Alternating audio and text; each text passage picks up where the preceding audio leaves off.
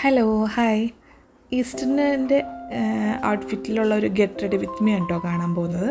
വീട്ടിലാണ്. അപ്പോൾ അലൻ്റെ കൂടെയാണ് കേട്ടോ ചെയ്യുന്നത്. അല്ല ഇടയ്ക്ക് വന്ന് എത്തി നോക്കുന്നൊക്കെ ഉണ്ട്. ഒരു നോർമൽ സ്കിൻ കെയറിന് ശേഷം ഒരു സിമ്പിൾ മേക്കപ്പ് അത്രയേ ഉള്ളൂ കേട്ടോ. അപ്പോൾ അതിനുശേഷം ഞാൻ ഔട്ട്ഫിറ്റ് മാച്ച് ചെയ്യുന്ന ഇയറിങ്സും കാര്യങ്ങളൊക്കെ ആഡ് ചെയ്തിട്ടുണ്ട്.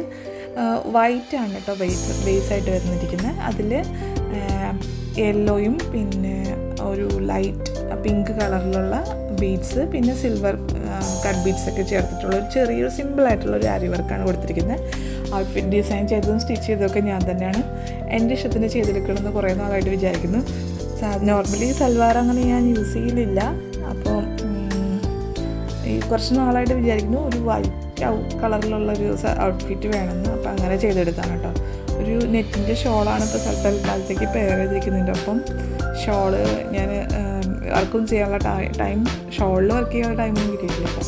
അപ്പോൾ ഇത് തന്നെയാണ് രാത്രി തലേദിവസം, അതായത് ഈസ്റ്ററിൻ്റെ അന്ന്